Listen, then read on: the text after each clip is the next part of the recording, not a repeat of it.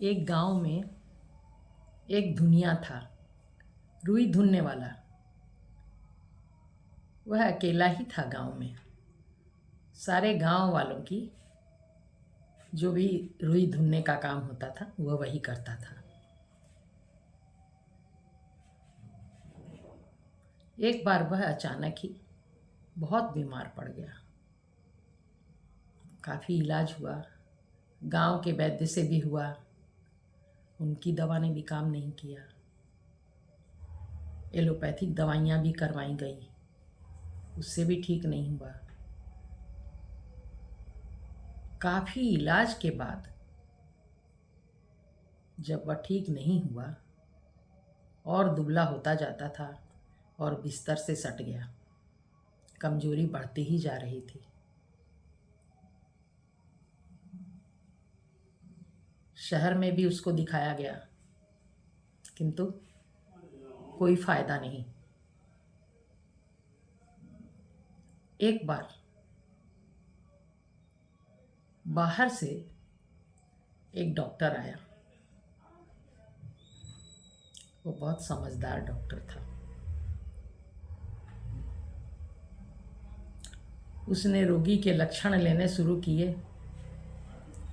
उसने पूछा कि ये कब से बीमार है।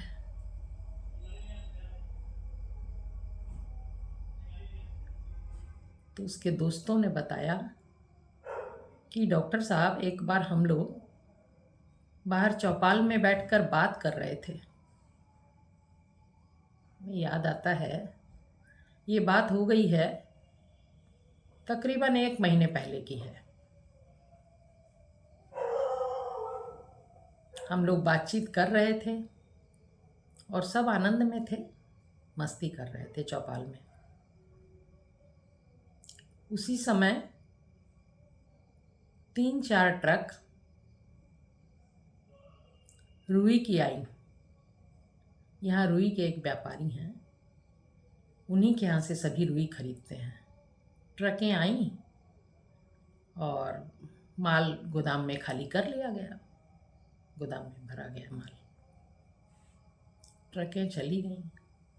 हमें लगता है ये उसी दिन से बीमार है ये,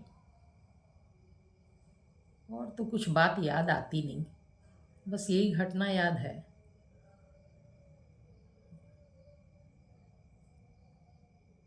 डॉक्टर ने अपनी बुद्धि लड़ाई। डॉक्टर कुछ ज़्यादा समझदार था। तो उसने कहा ठीक है, इलाज हो जाएगा, मैं दवा का प्रबंध करूँगा। ऐसा कहकर डॉक्टर चले गए। 3-4 दिन बाद अचानक ही डॉक्टर उस धुनियों को देखने के लिए फिर से आए और उन्होंने बातों ही बातों में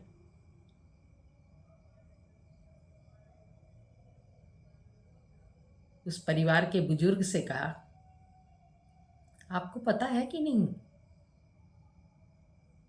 बोले क्या बात?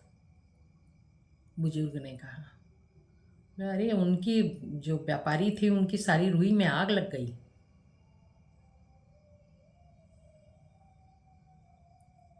ये सुनते ही उछल कर धुनिया बिस्तर पर बैठ गया।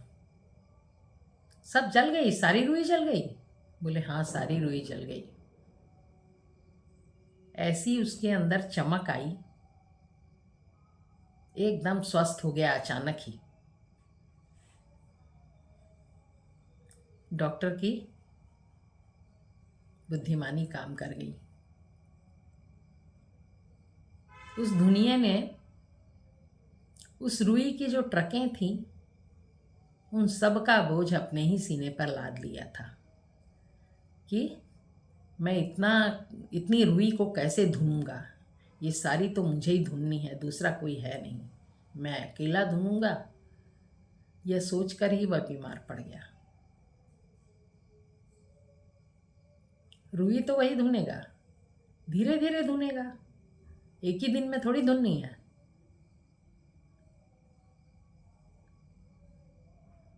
और डॉक्टर ने एक साथ उस रुई को काल्पनिक स्थिति में जलाकर और उसकी चिंता खत्म कर दी, वो चंगा हो गया, उसकी तबीयत ठीक हो गई। वैसे ही जैसे दुनिया ने अपने सिर पर बोझ रखा काम का, बहुत बार हम लोग भी लाइफ में इसी तरह का करते हैं।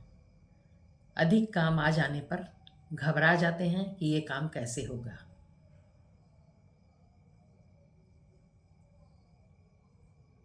अगर अधिक काम आ जाता है तो भी करेंगे तो हम एक एक करके, एक साथ तो सारा काम करेंगे नहीं। तो हमें अपने कामों को प्राथमिकता देनी चाहिए, कौन सा काम पहले करना है, कौन सा उसके बाद। इस तरह थोड़ा सा विचार कर लेने पर जब हम काम करते हैं तो बहुत ही अच्छी तरह से सारा काम संपन्न हो जाता है। ना ज़रूरी कामों को एक किनारे कर दें, अत्यधिक ज़रूरी को एक नंबर पर करके और उसी हिसाब से हम लोगों को कामों को नंबर देकर और अच्छे से कर लेना चाहिए। बिल्कुल घबराना नहीं चाहिए कि एक साथ काम आ गया तो पूरा बोझ अपने ऊपर डाल लिया और बीमार पड़ गए, जैसा कि दुनिया ने किया। समझदारी से प्राथमिकता दे के नंबरवारी काम करना चाहिए, जिससे सब कुछ अच्छे से हो जाए।